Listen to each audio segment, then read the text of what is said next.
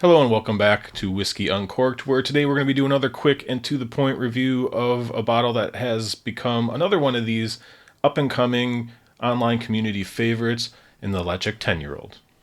So yes, just to get this out of the way, I know that there's a few different ways of pronouncing it. Ledaig, Ledaig, Ledaig. Ledaig just kind of rolls off my tongue a little bit easier. So rather than try to force myself to use another pronunciation, I just go with Ledaig. You know what I mean? And again, I'm not really sure which one of those is actually 100% correct. I do know that it's not pronounced Ledaig or Ledaig or anything like that, which is kind of how it would be spelled or pronounced in English. Additionally, this is another example of a brand that isn't actually named after the distillery. The distillery that Ledaig comes from is Tobermory, which is located on the Isle of Mull. So the Tobermory distillery has had a pretty interesting history, and I have a copy of the Malt Whiskey Yearbook here to kind of help me with some of the dates. But just to give you an idea of how often this distillery has been closed over its history, let me go through this list real quick. So it opened in 1798, where it closed for the first time in 1837. And it was closed for over 40 years, where it reopened again in 1878, where it then closed again in 1930. At this point, it was closed for its second stretch of over 40 years, where it didn't reopen again until 1972. Unfortunately, it only lasted until 1975, where it closed down again, and then it finally reopened again in 1979, just 4 years later. But it's closed again in 1982. So at this point, it's closing and reopening almost every 3 or 4 years. And it seems like some people started to give up on it because in 1982 it says that some of the buildings were converted into flats, and some of the probably some of the storage warehouses were used to store cheese. So, but luckily it didn't last forever, and in 1989 it reopened again, and it seems to have been open since then. Interestingly enough, also, it has changed its name a few times, where it started out as Tobermory, and then it was actually called Ledaig or Ledaig. And it really didn't go back until being Tobermory again until Burn Stewart bought it in 1993.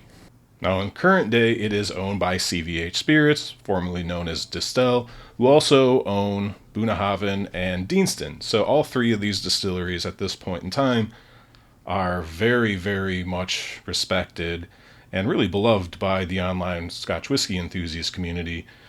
All three of them do not bottle any whiskey under that 46.3%, which this one is. They do a number of different cask strength releases, cask finishes. Both Tobermory and Bunnahabhain do peated and unpeated. And they do everything non-chill filtered, natural color. So they're all three of these are great distilleries that produce really excellent whiskey. All right, so let's jump into the review and let's see what we get on the nose. So yeah, it's obviously peated. This isn't an Islay. This is obviously on the island of Mull, which is kind of really directly north of Islay and Jura, kind of basically in the central west coast, off the central west coast of Scotland. It's right below Ardnamurchan, so this Western Highlands sort of style, very fragrant, very punchy, and being this is peated, this is going to be much more akin to like an Islay style of whiskey than maybe say like Springbank or the Ben Riach review and things that we've kind of done recently. Right, so we're talking pungent notes, we're talking mineralic, we're talking smoky. There is some medicinal quality here, which you don't really find in too many like mainland distilleries, generally associated with Islay distilleries, but there is a touch of that kind of iodine and Band-Aid.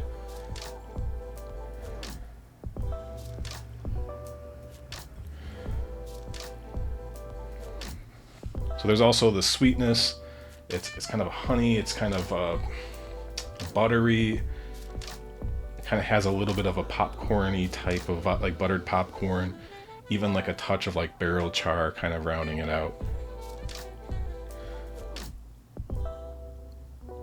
On the nose, I can say that it prepares you for the palate, but it doesn't really quite reveal how like impactful the palate is going to be, because it's very coastal. It's got some brininess to it. You can tell it's heavy. You can tell it's peated. It's got a little bit of that medicinal quality, as I mentioned, but the palate holds a few more surprises. All right, to the palate. Cheers. So the palate is big up front. Again, it almost teases you. There's this like sweet honey, buttery, slightly peppery feeling up front. Then when you swallow it, it's not a gentle crescendo. It is a big boom of peated goodness. Again, blind, if this was in a batch of Islay style whiskeys, I would not say, no, this is not an Islay. It would absolutely, at least for me, blend right in with your Ardbegs and your Laphroaigs and your Lagavulins and that sort of thing. So, which we're going to talk about in just a minute, a little bit more in depth. But peppery, spicy. The peat is not quite dirty. It's a little kind of ashy. It's a little sooty, but it's really combined with that kind of mineralic quality that we're finding on so many Western Highlands, especially like some of the newer ones, like Ardnamurchan is a great example. Ardnamurchan does peat some of their spirit as well. Their regular release is around 50-50 peated, unpeated. So this is bringing a little bit more of a peaty punch. Obviously, it's got a few years of age on even the oldest Ardnamurchans, but this is still a lively, punchy, but not overly grainy. It's fairly well rounded, similar to the other 10-year-old Islay whiskeys you can find. All right, sip number 2. Cheers. Yeah, you can get some of that medicinal quality as well. It's it's oily. It's got a good texture. It's powerful. I would say it's going to be a little bit more punchier than, say, like an Ardbeg 10 is. I just recently did a review of the Ardbeg 10, at least a few weeks back. This is a little bit heftier. It's got a little bit more of a punch. I think the Ardbeg 10 at this point, sounds kind of silly for me to say, but compared to especially some of these other newer, younger, brasher distilleries coming from the other islands like Torvik and even Port Charlotte 10 and things coming out and really kind of grabbing a hold. Port Charlotte's been out for a while now, but really kind of coming on with a big, bold flavor, sometimes at higher ABVs like Port Charlotte at 50%, where the Ardbeg 10 almost feels like lighter, which is crazy to say, but that's kind of the way I'm thinking about it right now. But okay, overall, this is really good. This is definitely, if you're a peat head, I'm sure you kind of want a little bit of everything on your shelf, and I do think that this does a really nice job of separating itself in terms of style, in terms of some specific characteristics from some of those other Islay style peated whiskeys that it's going to inevitably get lumped into.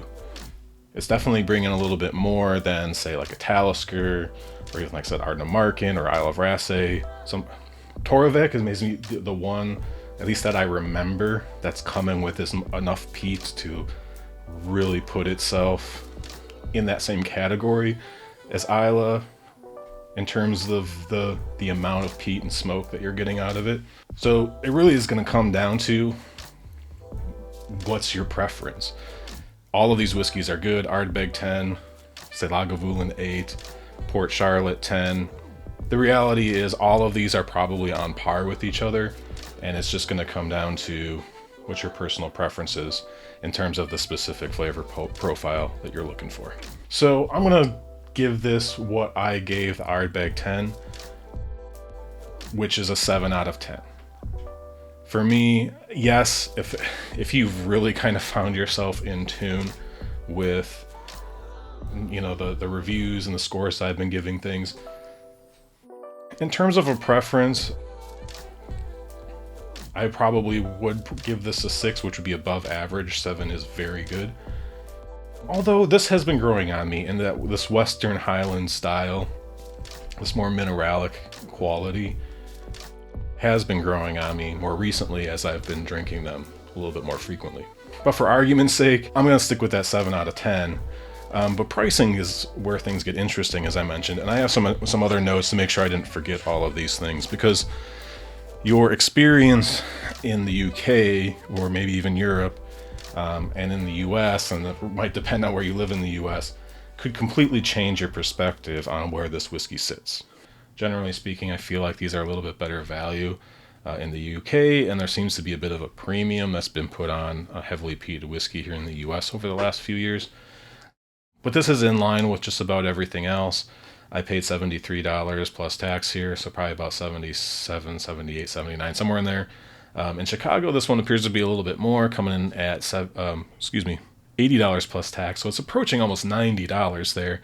Where in the UK, we're talking about 50 pounds, or a little over $60 going by today's exchange rate. You are paying for quality here, CVH Spirits. Not necessarily ripping you off, and it's not all them. I don't really know what the dynamics is between and getting whiskey over here with the importers, suppliers, distributors. There's a whole network of people that like to take their cut from things, but generally speaking, if you're a peat head, this is going to fall right in line with most of your other options, although there could be a good $10 difference depending on which brand you're getting and where you live. All right, with that, let's wrap things up. Thank you, everyone, for hanging around. Thank you for all your support. Please leave a like, comment, subscribe, and until next time, cheers.